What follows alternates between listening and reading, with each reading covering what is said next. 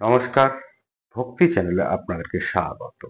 আমরা শ্রী শ্রী রামকৃষ্ণ কথামৃত পাঠ করছি। এটি আমাদের দৈনন্দিন পাঠ।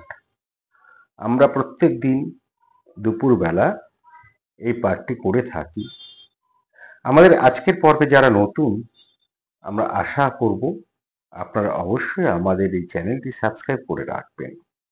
তার কারণ আমরা প্রত্যেক দিন যেমন শ্রী শ্রী রামকৃষ্ণ কথামৃত পাঠ করি, ঠিক তেমনই আমরা আমাদের এই মহান সনাতন হিন্দু ধর্মের কোনো না কোনো বিষয় নিয়ে আলোচনা করি, কথা বলি। এটি আমরা সন্ধেবেলা করে থাকি। তাই এই সবেরই নোটিফিকেশন যেমন আপনি পেয়ে যাবেন, ঠিক তেমনই আমরা ভীষণভাবে উৎসাহিত হই। আর এই উৎসাহকে পাথেয় করে আজকে আমরা এই কথামৃতের আমাদের ৭৫তম পর্ব শুরু করব। আমরা যেখানটায় ছিলাম, যে অধ্যায়টায় ছিলাম, প্রথমে বলি ভক্ত সঙ্গে শ্রী রামকৃষ্ণ। এই যে অধ্যায়, এর অধ্যায়ের ১০ম পরিচ্ছেদ আমরা পাঠ করব। আমরা দেখছিলাম যে গতকাল আমরা পাঠ করেছি যে অধরের বাড়িতে ঠাকুর গিয়েছেন এবং সেখানে সংকীর্তনে তিনি মেতে উঠেছেন এবং ঠাকুর সেই প্রতিবেশী ভক্ত যারা ছিল তাদের বিভিন্ন প্রশ্নের উত্তর দিচ্ছিলেন। এই যে প্রশ্ন করে করে কি হয় আমরা জানতে পারি। যখনই আমরা গুরুদেবকে সামনে পাই, কোনো বড় ব্যক্তিকে সামনে পাই, জ্ঞানী ব্যক্তিকে সামনে পাই, তখনই আমরা প্রশ্ন করি। প্রশ্ন করে করে আমাদের মনের মধ্যে যে দ্বিধা সংশয় এগুলি থাকে, সেগুলো আমরা কাটিয়ে ফেলতে পারি। কি হয় এগুলো কাটিয়ে ফেললে? এগুলো কাটিয়ে ফেললে আমরা আমাদের ধর্মটাকে জানতে পারি। এবং এই কথামৃতের একটা উপরি পাওনা হচ্ছে কেবল আধ্যাত্মিকতা নয়, আধ্যাত্মিক ধর্ম নয়, আমাদের জীবনের ধর্ম কেমন হবে, আমাদের সাংসারিক ধর্ম কেমন হবে, সমাজ ধর্ম কেমন হওয়া উচিত, এই সবই কিন্তু ঠাকুর আমাদের বলে দিয়ে গেছে। এবং এখন তো আমরা বিভিন্ন কাজে ব্যস্ত। ঠাকুর নিজেই বলেছেন কলিতে অন্নগত প্রাণ। তা আমরা ফলে ধর্মচর্চার দিক থেকে আমরা আস্তে আস্তে দূরে সরে যাচ্ছি। আমরা সময় দিতে পারি না। সব থেকে বড় কথা, আমরা প্রশ্ন করার মতন কাউকে পাই না। আমাদের মধ্যে অনেক প্রশ্ন রয়েছে, অনেক দ্বিধা রয়েছে, অনেক সংশয় রয়েছে। আমরা কাউকে পাই না। যোগ্য কাকে আমি প্রশ্ন করতে যাব যে আমার কাছে সব পরিষ্কার করে দেবে? কথামৃতে আমরা সেই সুযোগটা পাই। একজন ভক্ত যখন ঠাকুরকে প্রশ্ন করছেন, আসলে আমার মনের মধ্যে যে প্রশ্নটি রয়েছে তা আমরা ঠাকুরকে করছি এবং তিনি আমাদের তার যথাযথ উত্তর দিচ্ছেন। উত্তর শুধু দিচ্ছেন না, তিনি সহজ সরল ভাবে আমাদেরকে আমাদের ভাষায় বোঝাচ্ছেন। এইখানেই কথামৃতের মাহাত্ম্য। কথামৃতে যদি পাঠ করেন, যেটি আমরা প্রত্যেক দিন বলি, সেটি হচ্ছে আপনার জীবন দর্শনটা পাল্টে যাবে। নতুন কিছু শিখতে পারবেন, নতুন কিছু জানতে পারবেন।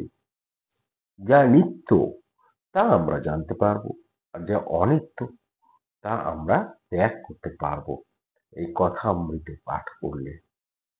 অর্থাৎ সৎসঙ্গ করলে। সৎসঙ্গ মানে কেবল যে সবসময় কোনো জ্ঞানী মানুষ দরকার হবে, সৎ মানুষ দরকার, তেমন তো নয়। একটি ভালো গ্রন্থ, সেটিও অবশ্যই সৎসঙ্গ। একটি নির্জনে গিয়ে ধ্যান করা, নিজের সঙ্গে নিজের কথা বলা, সেটিও সৎসঙ্গ। তা সেইটি আমাদের এই কথামৃত শেখায়। তা আমরা গতকাল দেখছিলাম, প্রসঙ্গত একটা কথা বলি, আমরা এখনো পর্যন্ত যা পাঠ করেছি তা আমাদের একটি প্লে লিস্টে সংযুক্ত করা আছে। আর আমরা ব্যাখ্যাও দিই, অধ্যায় ভিত্তিক ব্যাখ্যা এটি চলে। যখন ঠাকুর নিজে তার ব্যাখ্যা দেননি অথবা শ্রীমৎ তার ব্যাখ্যা দেননি, তখন আমরা তার ব্যাখ্যা দিই। আশা করি যারা শুনেছেন তাদের ভালো লেগেছে। তা আমরা যে কথা বলছিলাম, গতকাল আমরা সেই অধরের বাড়িতে ছিলাম, যেখানে ঠাকুর কীর্তনের আনন্দে মেতে উঠেছেন।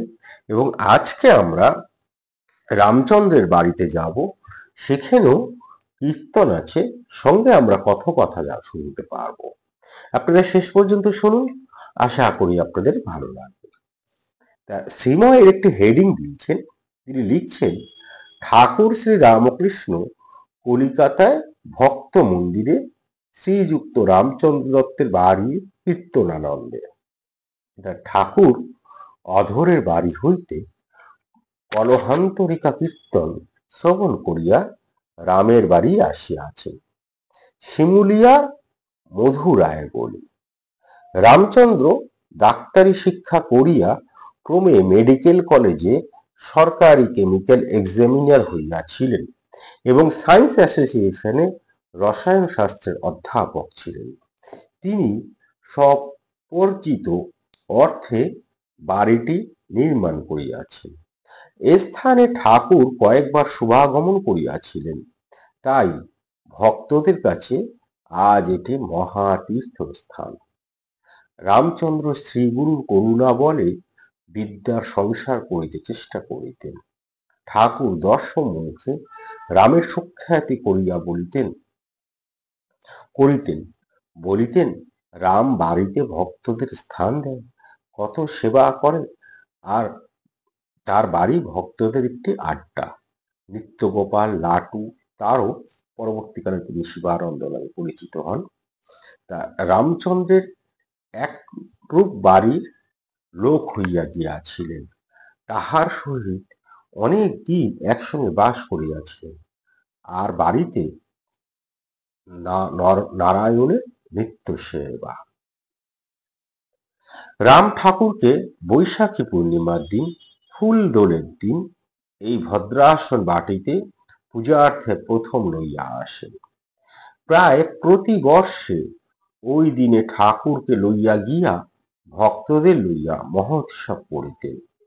রামচন্দ্রের সন্তান প্রতিম শিষ্যেরা এখনো অনেকে ওই দিন উৎসব করেন।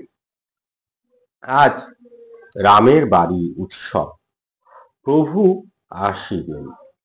রাম শ্রীমদ ভগবত কথামৃত তাহাকে শুনাইবার আয়োজন করিয়াছেন। ছোট উঠান, কিন্তু তাহার ভিতরে কত পরিপাটি।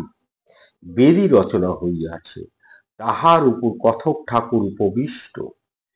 রাজা হরিশ্চন্দ্রের কথা হইতেছে, এমন সময় বলরাম ও অধরের বাড়ি হইয়া ঠাকুর আসিয়া উপস্থিত।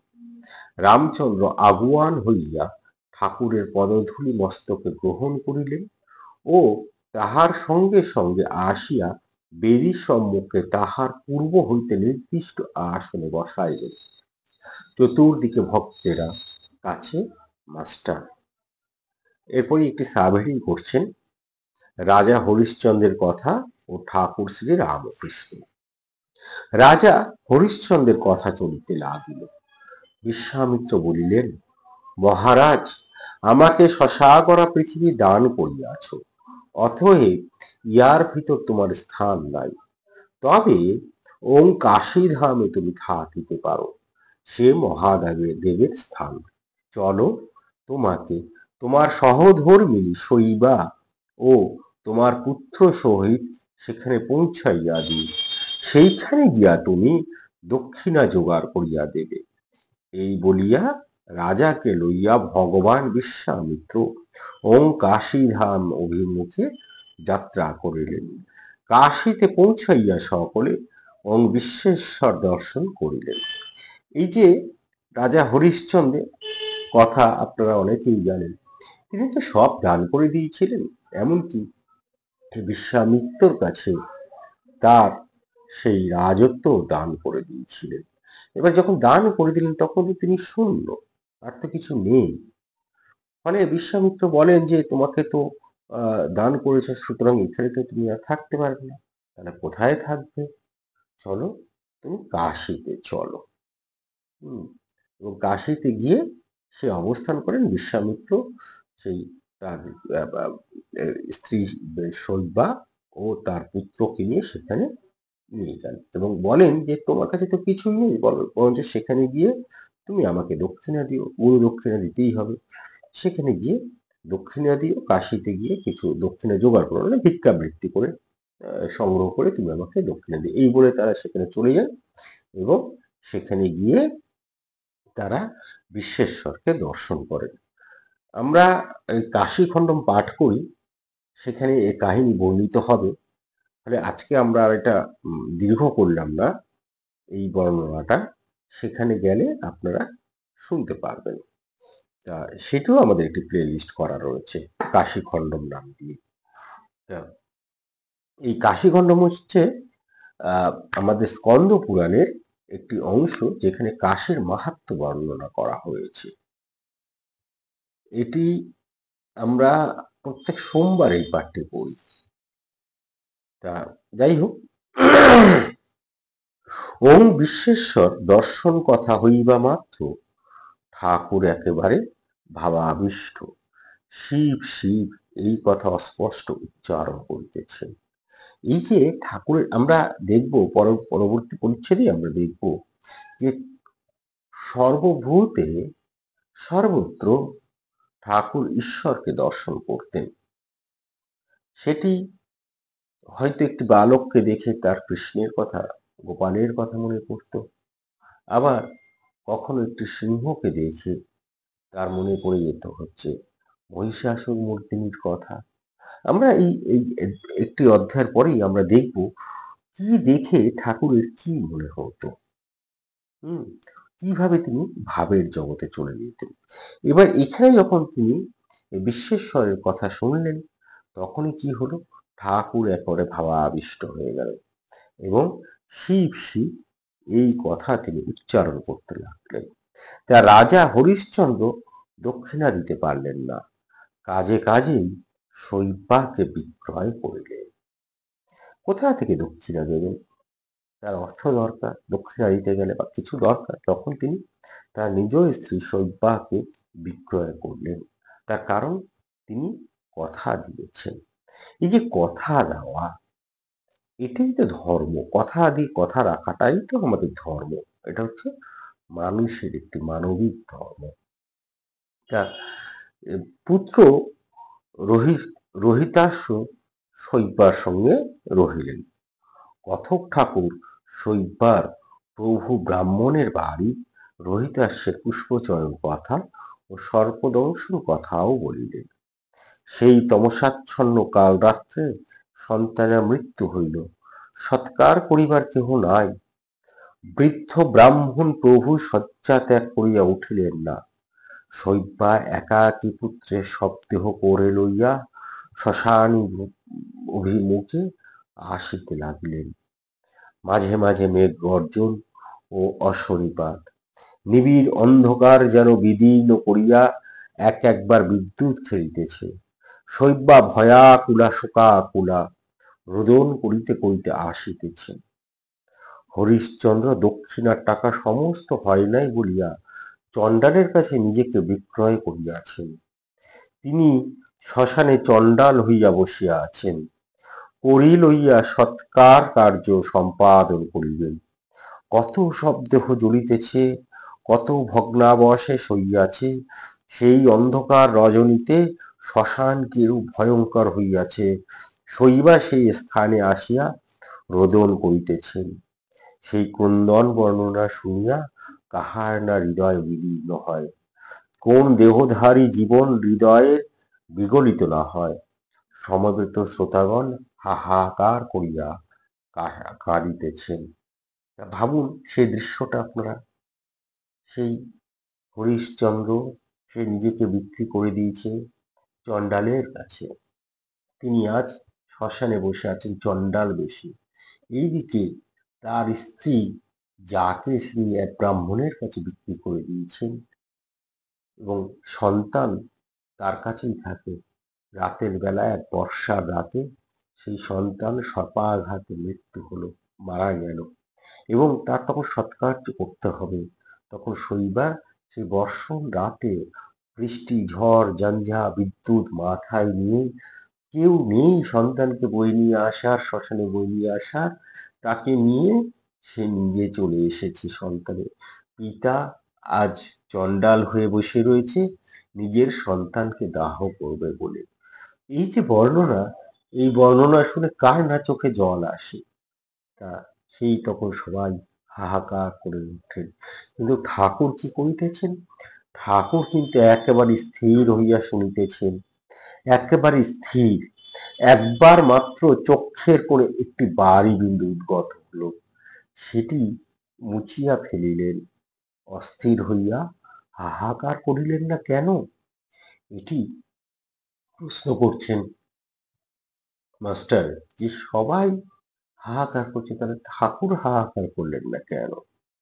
শেষে বিশ্বামিত্রের আগমন, রোহিতাসের জীবনদান, সকলের বিশ্বেশ্বরের দর্শন ও হরিশ্চন্দ্রের পুনরায় রাজ্যপ্রাপ্তির বর্ণনা করিয়া কথক ঠাকুর কথা সাঙ্গ করিলেন। ঠাকুর বেরিয়ে সম্মুখে বসিয়া অনেকক্ষণ হরি কথা শ্রবণ করিলেন। কথা সাঙ্গ হইলে তিনি বাহিরের ঘরে গিয়া বসিলেন। চতুর্দিকে ভক্তমণ্ডলীর কথক ঠাকুর ভক্তমণ্ডলী কথক ঠাকুর কাছে আসিয়া বসিলেন। ঠাকুর কথককে বলিতেছেন, কিছু উদ্ভব সংবাদ বলো। এর আগের দিনই আমরা উদ্ভবের কথা সংক্ষেপে বলেছি আপনাদেরকে, আজকে আমরা তার মধ্যে গেলাম না। উদ্ভব সংবাদ কি? এখানে একটি হেডিং করেছে মাস্টার, সাব হেডিং, মুক্তি ও ভক্তি গোপী প্রেম। গোপীরা মুক্তি চান নাই। এখানে সুন্দর একটি গল্প আছে, কাহিনী আছে, যে গোপীরা শেষ পর্যন্ত মুক্তি চায়নি। কেন মুক্তি চায়নি? তার কারণ, তারা যে রূপে কৃষ্ণকে দেখেছিল, পরবর্তীকালে সেই দ্বারকায় গিয়ে কৃষ্ণকে তো সেই রূপে দেখতে পাচ্ছে না। ফলে তারা বলে ওঠেন, না, এ আমাদের কৃষ্ণ নয়, সেই রাখাল বালকই আমাদের কৃষ্ণ। দরকার নেই আমার এই কৃষ্ণ, আমার মুক্তির দরকার নেই। যাই হোক, আমরা শেষে দেখব সে কাহিনী এখানে সুন্দরভাবে বর্ণনা করা আছে। তার আগে উদ্ভবের কথা আমরা এখানে কথক ঠাকুর কি বলছেন আমরা শুনি। কথক ঠাকুর বলিলেন, যখন উদ্ভব শ্রী বৃন্দাবনে আগমন করিলেন, রাখালগণ ও ব্রজগোপীগণ তাহাকে দর্শন করিবার জন্য ব্যাকুল হইয়া ছুটিয়া আসিলেন। সকলেই জিজ্ঞাসা করিলেন, শ্রীকৃষ্ণ কেমন আছেন? তিনি কি আমাদের ভুলে গেছেন? তিনি কি আমাদের নাম করেন? এই বলিয়া কেহ কাঁদিতে লাগিল, কেহ কেহ তাহাকে লইয়া বৃন্দাবনের নানা স্থান দেখাইতে লাগিলেন ও বলিতে লাগিলেন, এই স্থানে শ্রীকৃষ্ণ গোবর্ধন ধারণ করিয়াছিলেন, এখানে ধেনুকাসুর বধ, এখানে শকটাসুর বধ করিয়াছিলেন, এই মাঠে গরু চড়াইতেন, এই যমুনা পুলিনে তিনি বিহার করিতেন, এখানে রাখালদের লইয়া ক্রীড়া করিতেন, এইসব কুঞ্জে গোপীদের সহিত আলাপ করিতেন। তাহলে সর্বত্রই আসলে তারা কৃষ্ণকে দর্শন করছে, কৃষ্ণকে তারা ভুলতে পারছেন না। যেখানে যেখানে কৃষ্ণের ছোঁয়া আছে, সেখানেই তারা উদ্ভবকে নিয়ে যাচ্ছে এবং কৃষ্ণর কথা বলছেন। তা সেই জন্য উদ্ভব তখন বলেন, আপনারা কৃষ্ণের জন্য অত কাতর হইতেছেন কেন? তিনি সর্বভূতে আছেন, তিনি সাক্ষাৎ ভগবান, তিনি ছাড়া কিছুই নাই। গোপীরা বলিলেন, আমরা ওসব কথা বুঝিতে পারি না, আমরা লেখাপড়া কিছুই জানি না, কেবল আমাদের বৃন্দাবনের কৃষ্ণকে জানি, তিনি এখানে নানা ক্রীড়া করিয়া গিয়াছেন। উদ্ভব বলিলেন, তিনি সাক্ষাৎ ভগবান, তাহাকে চিন্তা করিলে আর এই সংসারে আসিতে হয় না, জীব মুক্ত হয়ে যায়। গোপীরা বলিলেন, আমরা মুক্ত, আমরা মুক্তি, এসব কথা বুঝি না, আমরা আমাদের প্রাণের কৃষ্ণকে দেখতে চাই। ঠাকুর শ্রী রামকৃষ্ণ এই সকল কথা এক মনে শুনিতে লাগিলেন ও ভাবে বিভোর হইলেন। বলিলেন, গোপীরা ঠিক বলেছেন। এই বলিয়া তাহার সেই মধুর কণ্ঠে গান গাহিতে লাগিলেন, আমি মুক্তি দিতে কাতর নই, শুদ্ধা ভক্তি দিতে কাতর হই। এই যে ঠাকুর বলিলেন গোপীরা ঠিক বলেছেন, কেন ঠিক বলেছেন? এর উত্তর আমরা এর আগে পেয়েছি, যেখানে অব্যভিচারিণী ভক্তির কথা ঠাকুর ব্যাখ্যা করেছেন। তা আজকে আরেকবার ঠাকুর বলছেন যে গোপীরা কেন ঠিক বলেছেন। শ্রী রামকৃষ্ণ কথকের প্রতি গোপীদের ভক্তি প্রেমা ভক্তি, অব্যভিচারিণী ভক্তি, নিষ্ঠা ভক্তি। ব্যভিচারিণী ভক্তি কাকে বলে জানো? জ্ঞাননিষ্ঠা ভক্তি। যেমন কৃষ্ণই সব হয়েছেন, তিনিই পরব্রহ্ম, তিনিই রাম, তিনিই শিব, তিনিই শক্তি, কিন্তু ও জ্ঞানটুকু প্রেমাভক্তির সঙ্গে মিশ্রিত নয়। দ্বারকায় হনুমান এসে বললেন সীতা রাম দেখব। ঠাকুর রুক্মিণীকে বললেন তুমি সীতা হয়ে বসো, তা না হলে হনুমানের কাছে রক্ষা নাই। পাণ্ডবেরা যখন রাজস্ব যজ্ঞ করেন তখন যত রাজা সব যুধিষ্ঠিরকে সিংহাসনে বসিয়ে প্রণাম করতে লাগলো।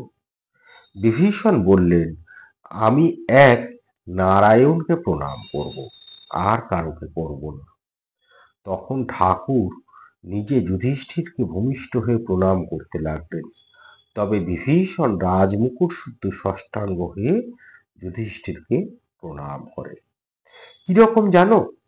যেমন বাড়ির বউ দেওর, ভাসুর, শ্বশুর, স্বামী সকলকে সেবা করে, পা ধোয়ার জল দেয়, গামছা দেয়, পিড়ে পেতে দেয়, কিন্তু এক স্বামীর সঙ্গেই অন্যরকম সম্বন্ধ।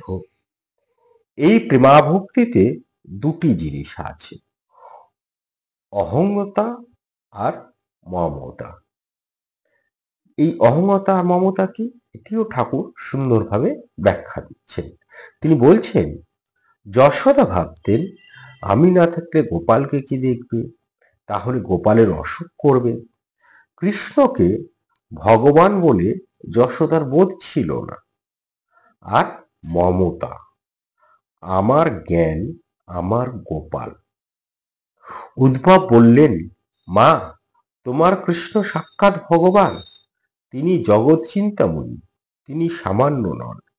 যশোদা বললেন ওরে তোদের চিন্তামণি নয়, আমার গোপাল কেমন আছে জিজ্ঞাসা করছি, চিন্তামণি না, আমার গোপাল। তারপরে ঠাকুর বলছেন গোপীদের কি নিষ্ঠা, মথুরায় দাড়িকে ওরে কাকুতি মিনতি করে সভায় ঢুকলো। দাড়ি কৃষ্ণের কাছে তাদের লয়ে গেল, কিন্তু পাগড়ি বাঁধা শ্রীকৃষ্ণকে দেখে তারা হেঁট মুখ হয়ে রইল। পরস্পর বলতে লাগলো এ পাগড়ি বাঁধা আবার কে? এর সঙ্গে আলাপ করলে আমরা কি শেষে দ্বিচারিণী হব? আমাদের পীত ধরা, মোহন চূড়া পরা সেই প্রাণবল্লভ কোথায়? দেখেছ ওই এদের কি নিষ্ঠা, যেটি ওই আজকে বলছিলাম শুরুতে, যে যখন গোপীরা গেলেন সেই দ্বারকাতে, গিয়ে দেখলেন রাজার বেশে কৃষ্ণ, কিন্তু তারা তো রাজার বেশে কৃষ্ণকে চায়নি, তাদের কাছে তো কৃষ্ণ হচ্ছে এই রাখাল বেশ, সে বালকটি।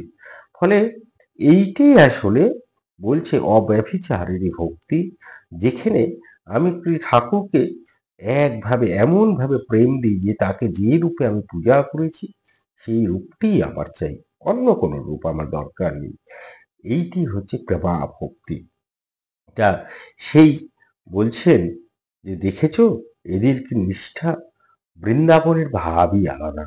শুনেছি দ্বারকার কাছে লোকেরা অর্জুনের কৃষ্ণকে পূজা করে, তারা রাধা চায় না। এবং তারপর আবার একটি সাবহেডিং করছেন গোপী নিষ্ঠা, জ্ঞান ভক্তি ও প্রেমা ভক্তি। তাহলে ভক্ত তখন প্রশ্ন করে যে এই যে আমাদেরও তো এই প্রশ্নটি, যে আমাদের তো কেমন গন্ডগোল হয়ে গেল তাই না, যে প্রেম ভক্তি না জ্ঞান ও মিশ্রিতা ভক্তি, কোনটি চাই, কোনটি দরকার, কোনটি বেশি ভালো?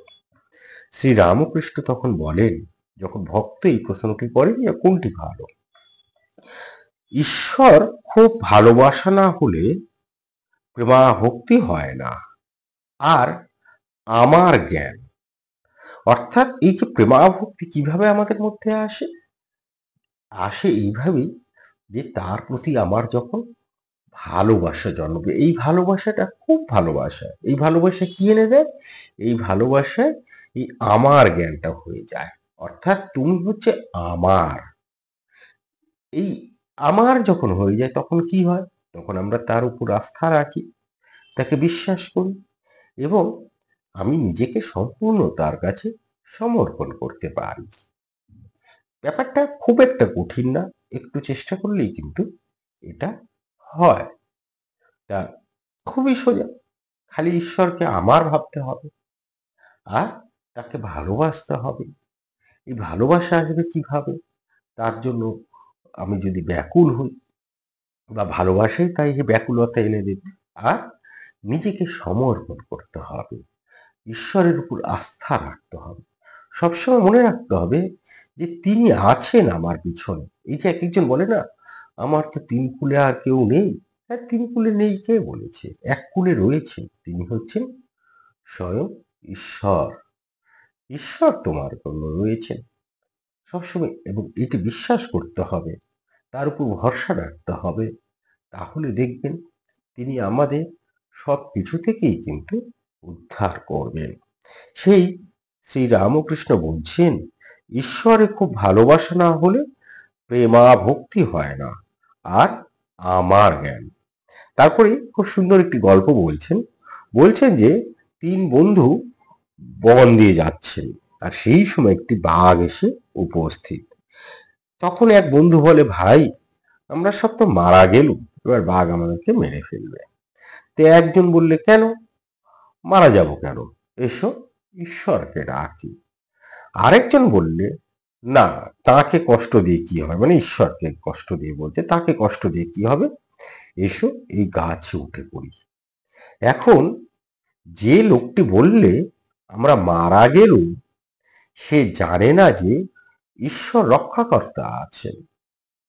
যে বললে এসো আমরা ঈশ্বরকে ডাকি, সে জ্ঞানী, তার বোধ আছে যে ঈশ্বর সৃষ্টি স্থিতি প্রলয় প্রলয় সব করেছেন, অর্থাৎ ঈশ্বরই সব তৈরি করেছেন, ঈশ্বরই আমাদেরকে রক্ষা করছেন, সৃষ্টি করেছেন, স্থিতি মানে ধারণ করছেন, এবং পরে প্রলয় করবেন, তার কারণ প্রলয় না হলে আবার সৃষ্টি হবে না।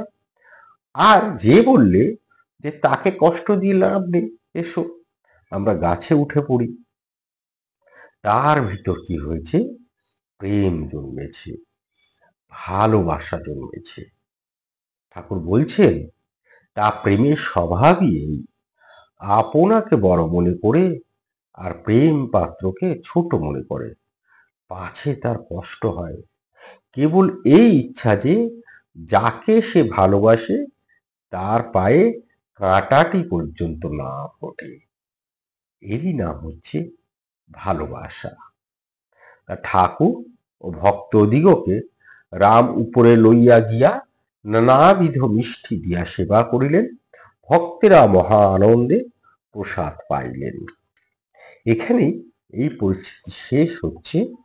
এরপর আমরা আগামীকাল একটি নতুন অধ্যায় শুরু করব, ঠাকুর শ্রী রামকৃষ্ণ ভক্ত সঙ্গে দক্ষিণেশ্বর কালীবাড়ির মধ্যে। আপনারা আবার কালকে যদি আসেন, আমরা সত্যিই খুব উৎসাহিত হই। আমাদের ভালো লাগছে অবশ্য, আপনারা প্রতিনিয়ত আমাদের এই পাঠ শুনছেন, আমাদেরকে উৎসাহিত করছেন। আর আজকে অবশ্যই আমরা একটি লাইক একটু প্রত্যাশা করি, একটু শেয়ার প্রত্যাশা করি, আর মন্তব্যে ঠাকুরকে শ্রী শ্রী রামকৃষ্ণকে একটু প্রণাম জানিয়ে যান, এটুকু আশা আমরা করতেই পারি। আজ এই পর্যন্তই। ভালো থাকবেন, ভালো রাখবেন, নিজে আনন্দে থাকবেন, অন্যকে আনন্দিত রাখবেন। ধন্যবাদ, নমস্কার।